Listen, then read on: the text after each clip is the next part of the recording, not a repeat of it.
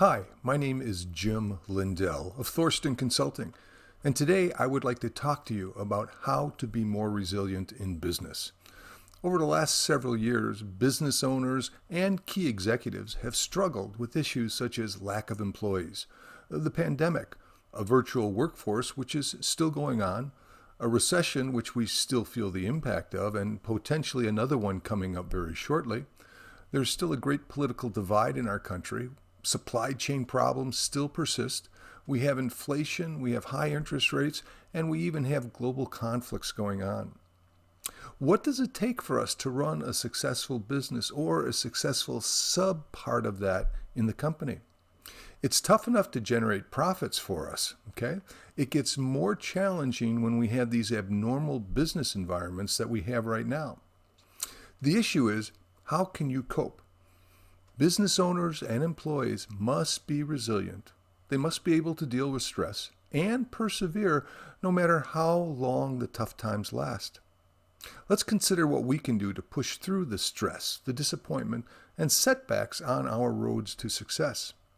The first thing is think about your mindset and your resilience. They are essential for us to succeed in the long run. Resilience refers to the ability of a person or a group, a team at the office, to bounce back from hardship. Being resilient is crucial to success because you can adapt quickly when you are faced with change. How do we develop resilience? One of the first ways is we need to be more flexible. Try to be open-minded about new things and business approaches. Explore different viewpoints on live issues with people who think differently than you. Flexibility will build creativity, confidence, and self-esteem. All of these will help us to persevere in difficult times. Second, change your perspective. Practice changing how you view difficult times. For example, instead of focusing on the negative consequences of a challenging situation, ask yourself, what lessons can you learn from this experience? Consider how there may even be some good aspects. We use that phrase, a silver lining that's out there, even though they may not always be easy for us to see or understand and even appreciate at that point in time. Changing your perspective can help put any difficult situation into the proper perspective. You'll still need to deal with the issue at hand, but it won't feel like such a burden if you're looking at the positive side of things, or how can this lesson or situation benefit you. Some additional tips that we can use. First, practice mindfulness or meditation. Try to do it 10 minutes a day. Second, increase your exercise levels. It'll increase your oxygen flow to your brain and reduce stress. And we don't have to run a marathon. We don't have to spend hours in the gym lifting weights. All that many of us need to do is get out and get a good walk. In the evening with your loved one, spend some time chatting and just walking, as opposed to everybody checking their phones. Monitor your thoughts without judging, and do not allow them to distract from the tasks that you have at hand. You also might find that you have over-aggressive goals. Do they really have to be that significant?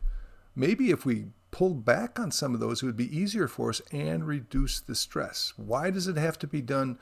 As a CPA, I always wonder about the fiscal years. There are 365 days, and then we have our quarters, and we have our months, and then we have our weeks. None of those are significant other than for comparison purposes. But what's magic about a 30 or 31 day month? Nothing. We just use it to compare. Okay, so be careful that we don't let ourselves be overwhelmed by that or our budgets or the goals that we've set. Identify what causes you pain. Find ways to release it. Let go of any expectations of perfectionism. It's okay.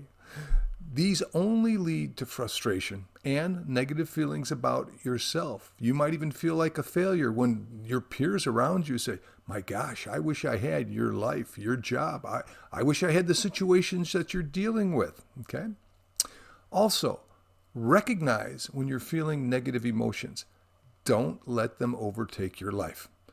Remind yourself, everyone feels this way sometime. I have found that occasionally I'll get those days where it's just, you're moping around, you don't feel good about things.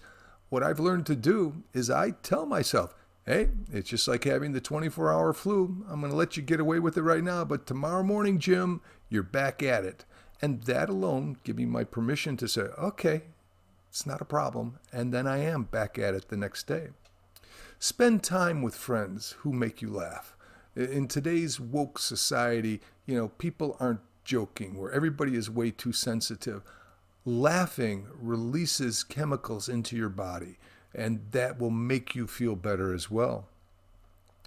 Recover quickly from setbacks, okay? When the setbacks occur, find the meaning in it as quickly as you can, and then ask yourself, what did I learn from this, and what will I do differently? In that way, you're always growing. And keep in mind, we're learning from mistakes. We don't necessarily learn from just building on the things that we already know. It's when we see the mistakes that we can really make a difference. Create an action plan to prevent similar setbacks from happening again. If you did make that mistake, put some tools in place. Put some reminders on your calendar. When you feel thoughts coming into your head, have a way to deal with that. Find some support groups for yourself. It could be your significant other. It could be family members. It could be social clubs. It could be sporting clubs. It could be religious organizations. But find a group that gives you support. Now, one big key here. If your best friend or the people in the support system that you find, they're negative people, don't go to them when you have a problem. That is a mistake, okay? Another thing is just simply take a step back. Many of us might be accused of making that mountain out of a molehill. It doesn't help us out, okay? You and I need to be able to deal with whatever life throws at us or whatever business throws at us, okay? We still have to maintain our productivity. Focus on what's essential. It's your family, it's your friends, and values. When they read your eulogy on that final day, no one is going to mention your bank account, the square footage of your house, or the revenue from your business. Okay? Mahatma Gandhi believed that if you can't change the circumstances, you could change your attitude. And in that, you are in control. You are responsible. And always accept that responsibility. Don't let the other things take control of you. My name's Jim Lindell, and I'm with Thorsten Consulting. If your organization or association needs a keynote speaker or someone to speak for a breakout session, please bring me in. If you, on your career path, are looking to grow to a higher level and attain new goals, give me a call. I can be your executive coach, and I'll help get you there.